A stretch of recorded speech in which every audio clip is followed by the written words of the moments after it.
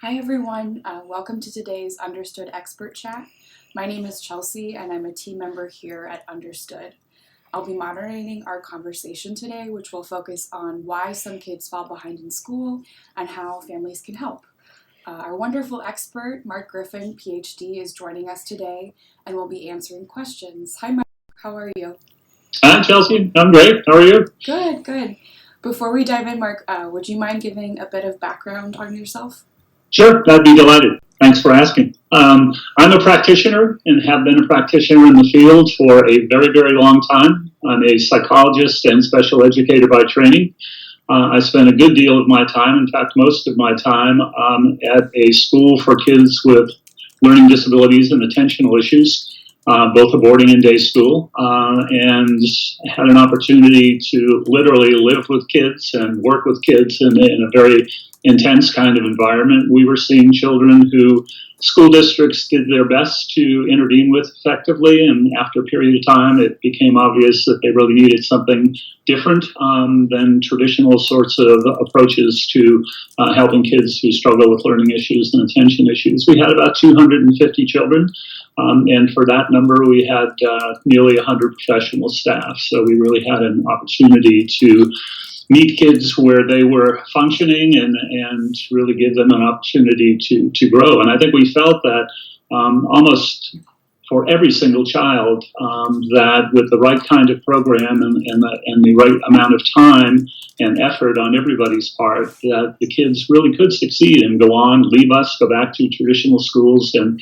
do well. I'm also obviously a member of the expert external staff here at Understood and am a member of the National Center for Learning Disabilities Board and was on the National Joint Committee for Learning Disabilities, which is a group of 10 organizations that are interested in attempting to affect policy in Washington around interventions and entitlements for kids.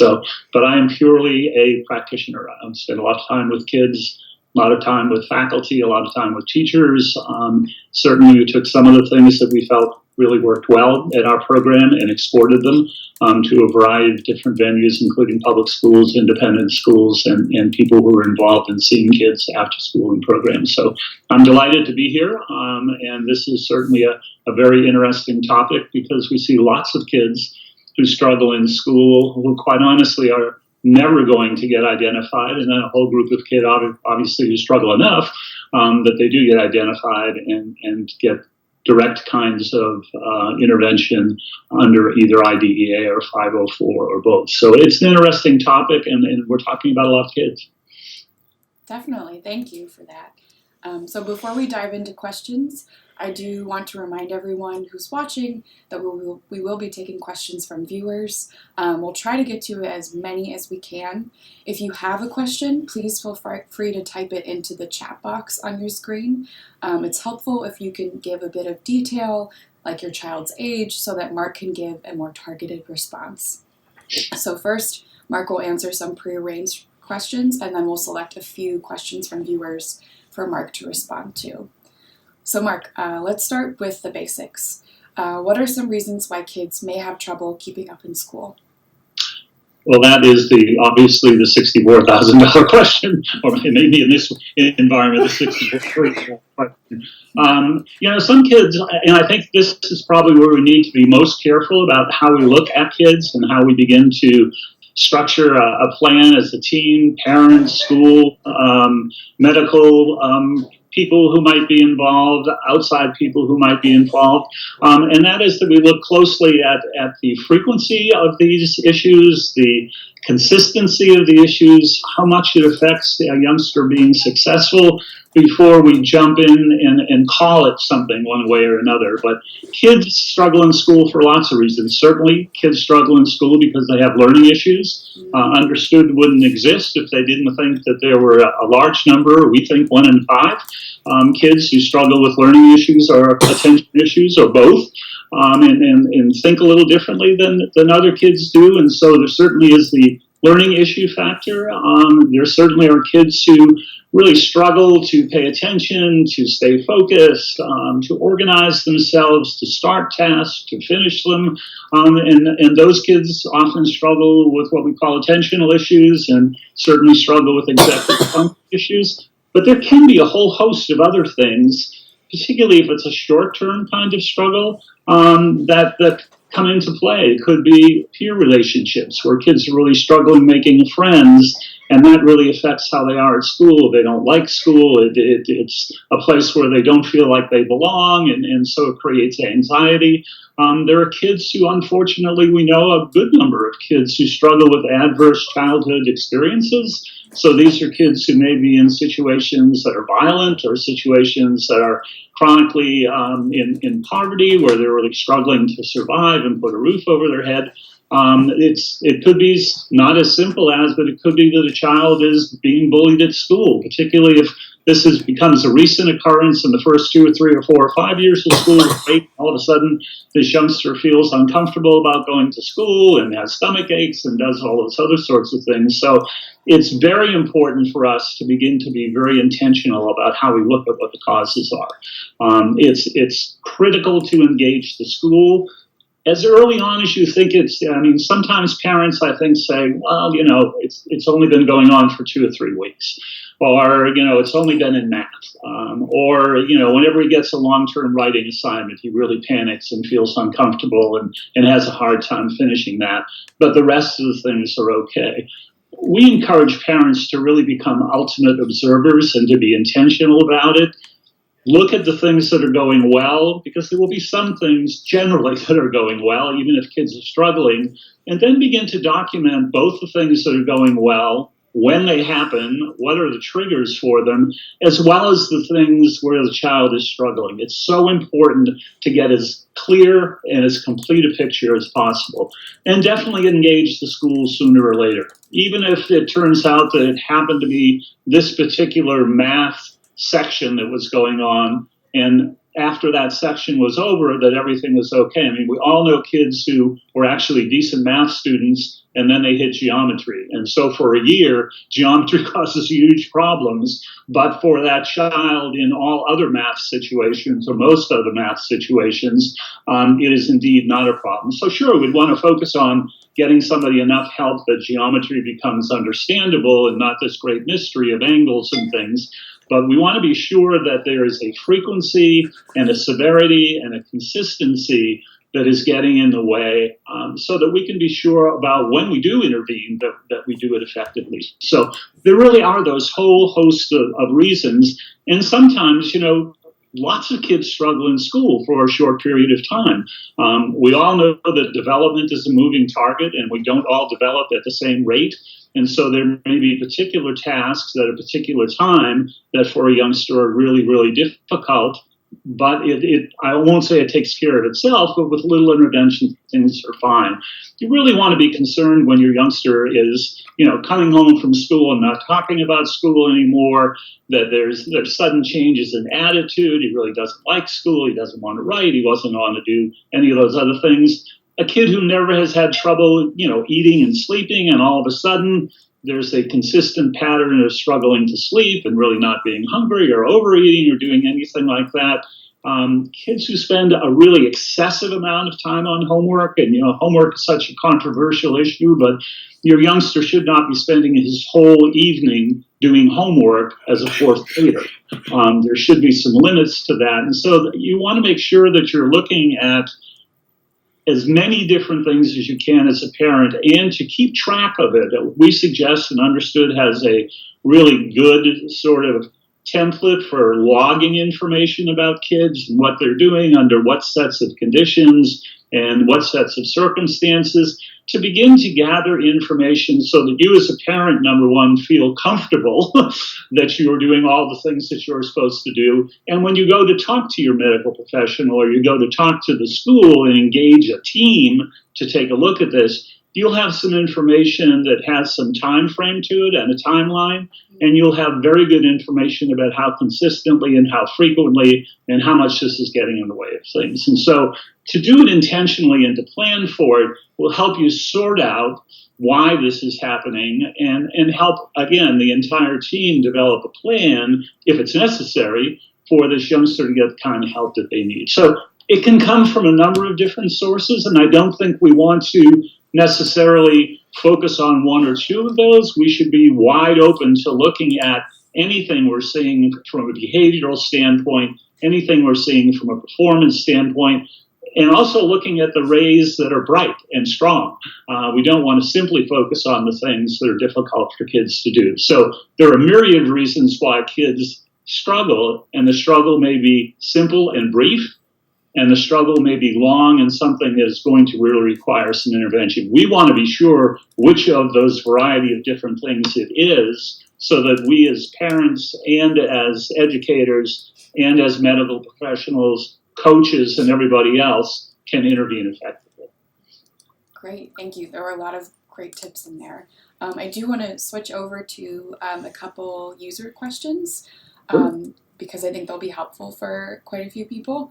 The first question comes from Alessia, and she wants to know the difference between IDEA and the IEP for a child with learning disabilities, but who might be able to learn even if they have some executive function issues and memory, knowledge, and focus issues. Did you say IDEA, not IDEA? IDEA, yeah, the Federal Disability Education Act. Right, okay. So the Individuals with Disabilities Education Act was at least initially done way back in the 70s. And it was an attempt on the part of the government, well-intended, and generally the entitlements have been very helpful, to make sure that we did a couple of things. That we intentionally went out and took a look at kids who, if they were struggling, that we were mandated to find out why. And that's called child find. So we're supposed to go out and look and see, and if kids are struggling and teachers notice that kids are really having difficulties with particular kinds of things, that would begin to focus on that fairly intently and find out why that's happening and whether a child who has those kinds of issues is eligible for some kind of special education intervention, some kind of specific intervention which is going to make sense. It's an entitlement and a protection that says, gosh, if we find out that you really are struggling because you have a learning issue or because you have an attention issue, or both of those things that are literally getting in the way of you being successful, that we should do something about that.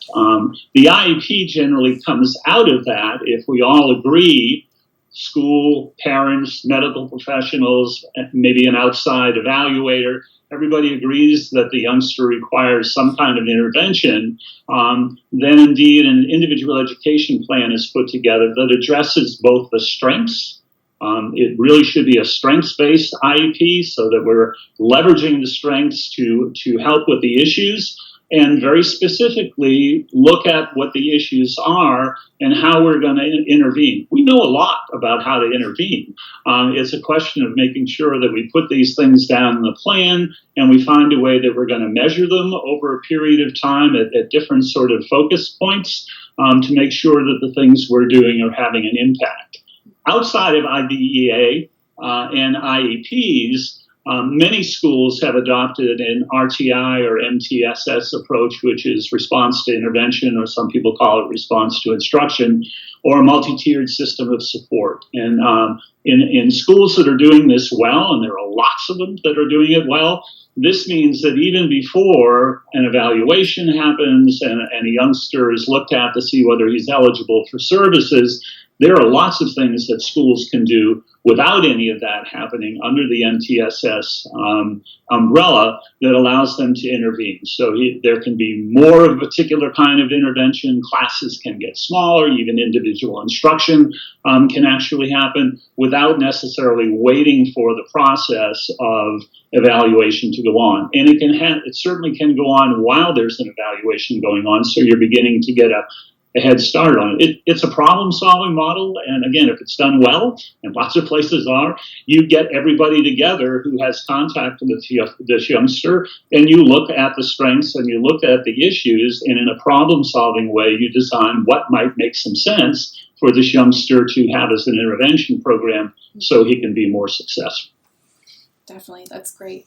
Another user named Alex submitted this question. My 15-year-old is failing 3 classes.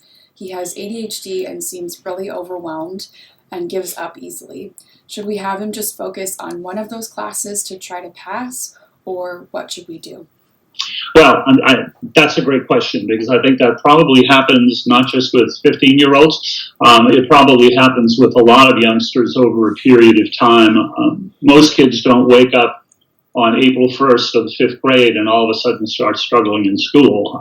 Maybe there are some that do, but generally this is a process that happens over time. We certainly know that the volume and the complexity of content increases as kids move along the spectrum of school in terms of elementary school and middle school and high school. And I think for a number of kids in high school who may have been able to, because they're bright enough, maybe have been able to sort of manage to keep the environment at bay, when they really get focused on subjects where they are dealing with 5 or 6 different teachers, number one, and 5 or 6 different teaching styles, content that may become overwhelming both in terms of its volume and its complexity.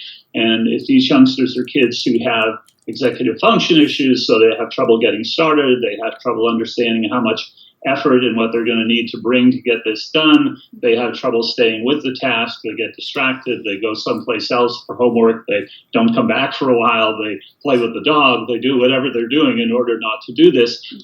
I would say that rather than giving up on any of these courses, and I don't know if this particular youngster happens to have a 504 or an IEP, as a result of being identified with an attentional issue, that you really need to go back in and say, okay, so we've tried all these things. And even if you don't have something, I think you go in and you say that I know that everybody's worked as hard as we possibly can, including my 15-year-old youngster who's bringing certain strategies to bear and certain strategies he just doesn't have at this point in time.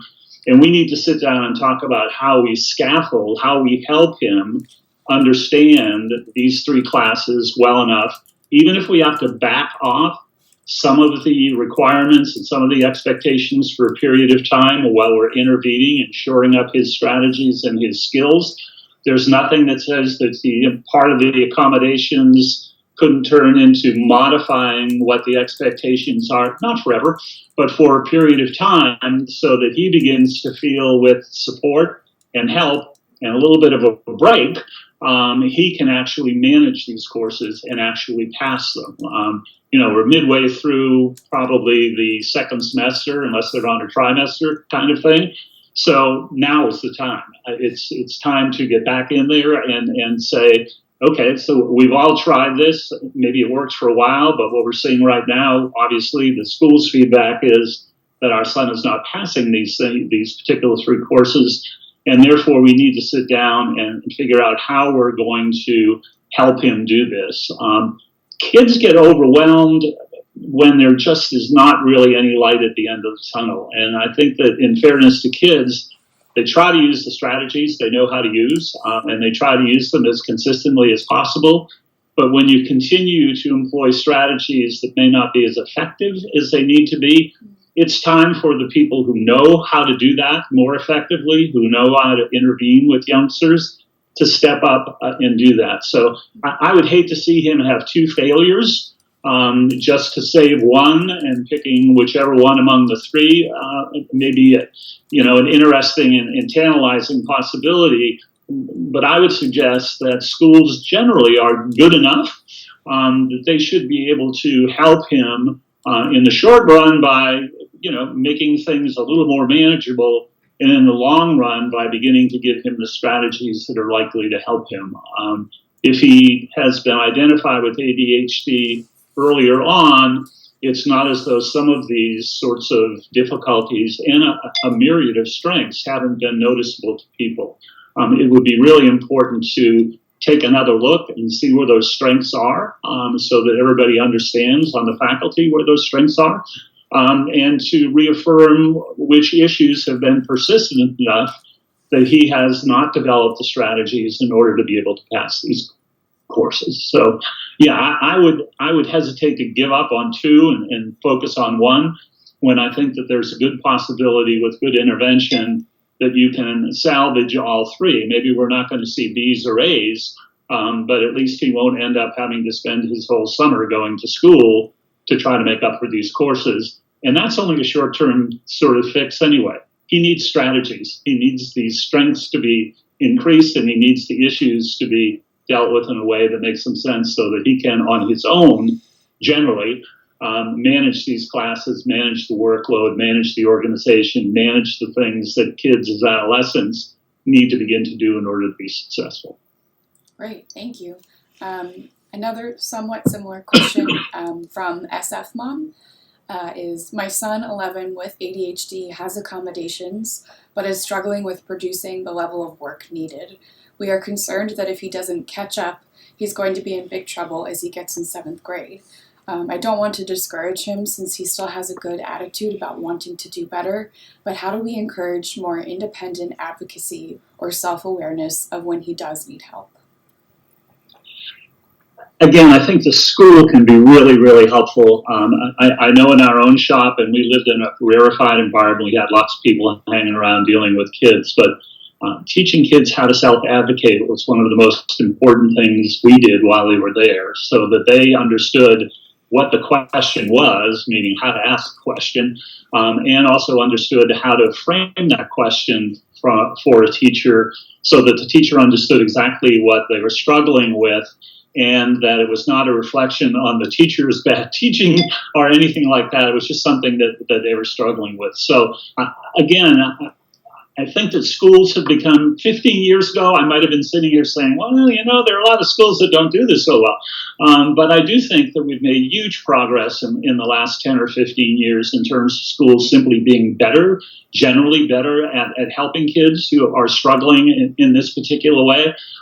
It's important to go back, and again, if the parents have had an opportunity to sort of intentionally gather some information over a period of time, it doesn't have to be months, it can be weeks, because we're likely to see the same things, and bring it in and say, okay, so this is what we're seeing, this is what he's bringing to the table, or appears to be, these are the things that he really struggles to do. He can start the homework, and 15 minutes into it, he gets distracted, he goes and grabs a snack, but he sees something on the way back that was interesting to him, so he doesn't get back to his little area until 15 or 20 minutes later, and then it's hard for him to settle down and get back in.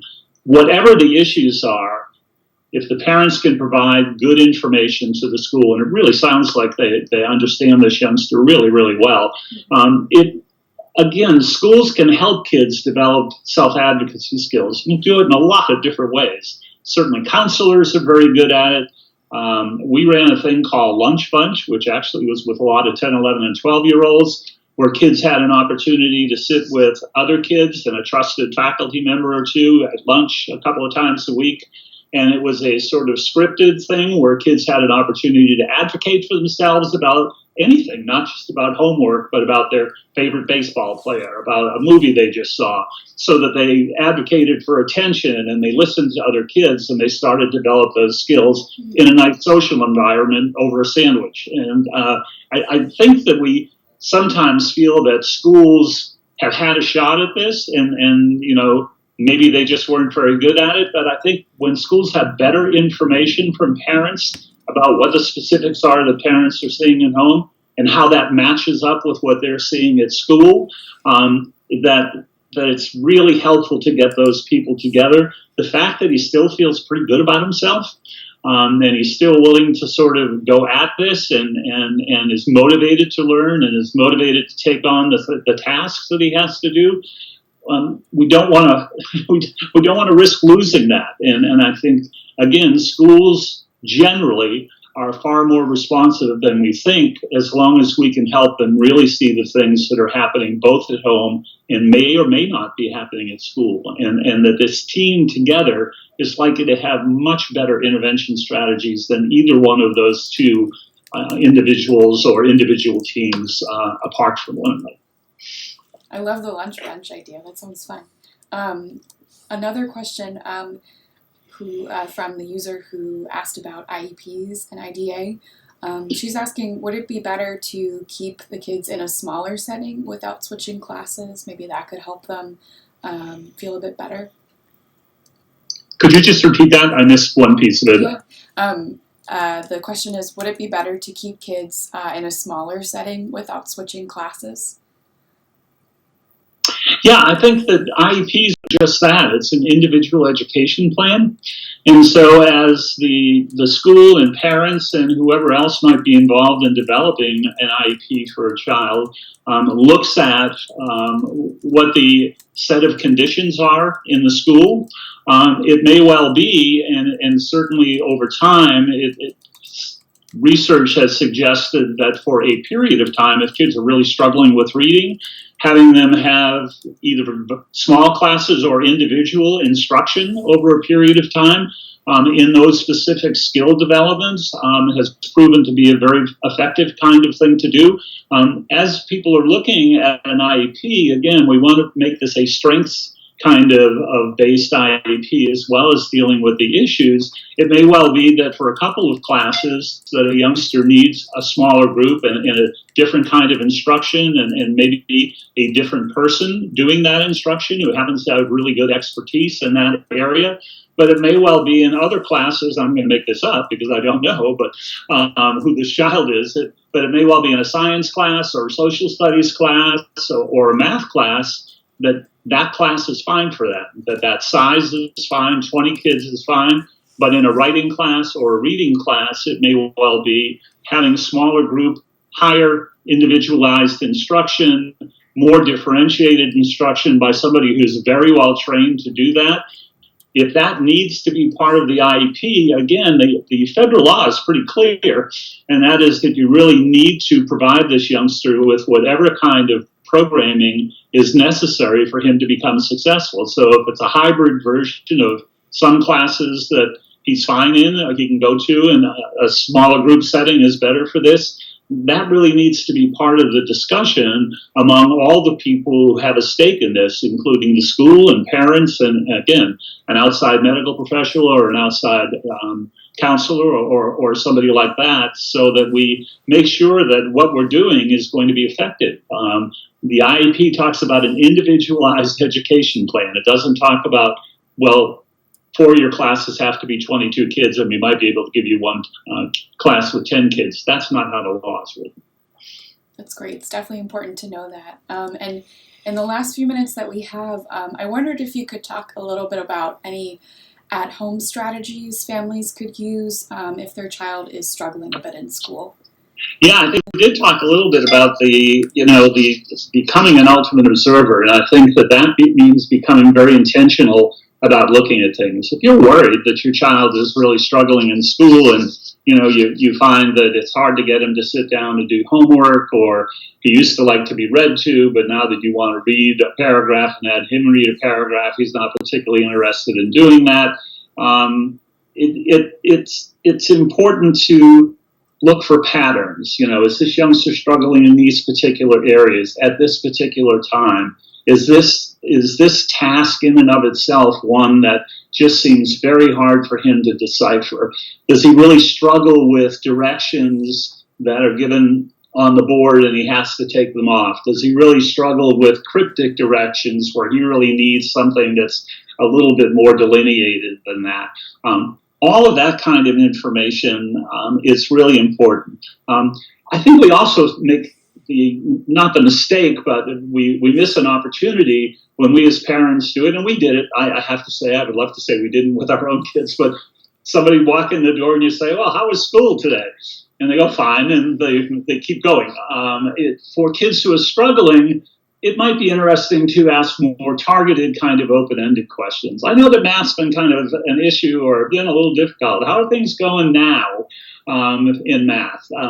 Gee, that reading that we did the other night, I love the way that you expressed yourself, but there are a couple of words that were difficult. Are you finding that a little bit more easy to read at this point in time so that you can begin to gather information? Also, I think it's so important for us. If you read a lot of the research about kids with attentional issues, some of those youngsters are really 3 years behind developmentally. So it's so important that, and they catch up over, a lot of kids catch up over time, but we are certainly seeing, 7-year-olds that are more like 4-year-olds, 10-year-olds that are more like 7-year-olds. And so we want to be sure that parents, as much as possible, you don't need to become a professor of development, but have a sense of what development looks like at those ages. What are generally things that kids are supposed to be able to do by the time they're 8 or 9 or 10? Again, understanding development is a moving target, but at least you have kind of a baseline to when you're doing your intentional ultimate observer thing, that you have an opportunity to look at that. Make sure you share it with the teacher. I think oftentimes we think, I don't want to be a bother. I know she works very hard. My son really likes her. Well, all of those things suggest that she's ready and willing and able for you to come and talk about what might be an issue for you and what might be the strengths that you're seeing with your kid.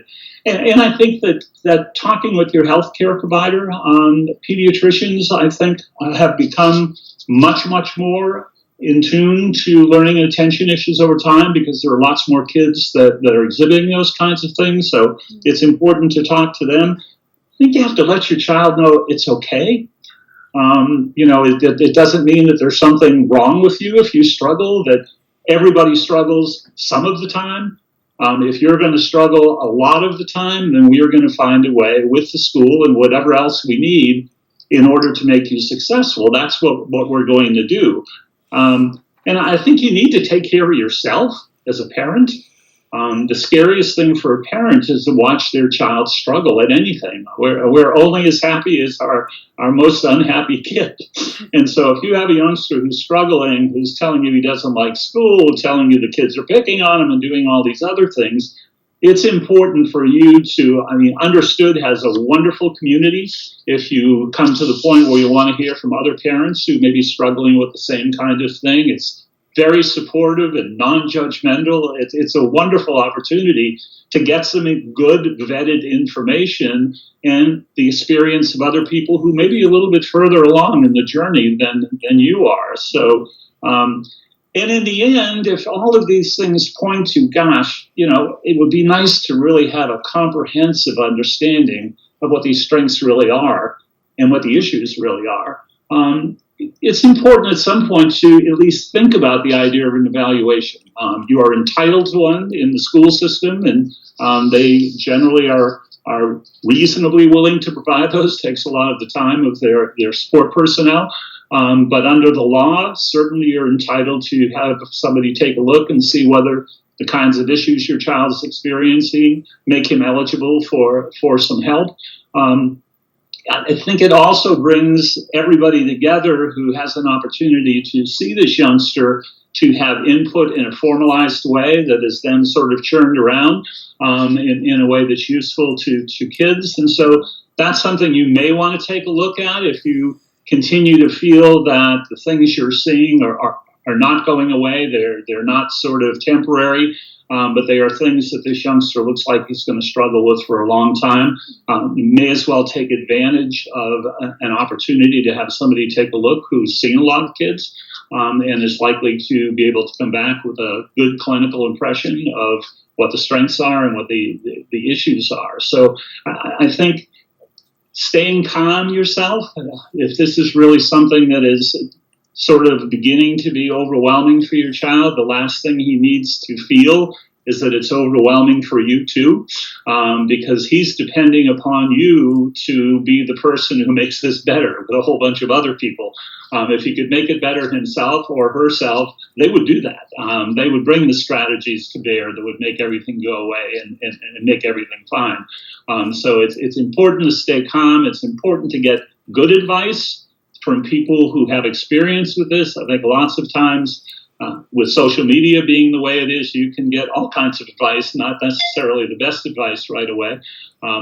We had understood have information that is vetted. People take a look at it and make sure it's true, and that there's some data behind it. And so I think going out on understood and taking a look at what the steps are to have your school involved and perhaps having an evaluation, what's the difference between an IEP and a 504, all of that information is out there. So you become as educated a parent as you can possibly be.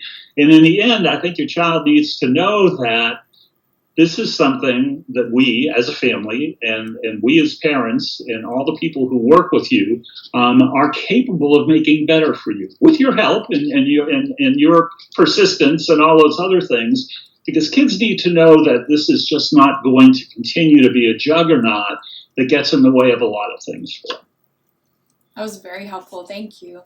Unfortunately, that's all the time we have for today. For our viewers, if you had a question that we were unable to answer, please feel free to visit our online community at u.org/community. If you enjoyed today's chat, please subscribe to our YouTube channel, where you can find videos of previous chats and more of Understood's resources for families. Thank you, Mark, and thank you all again for joining us. We hope to see you on the next chat. Thank you. It was fun.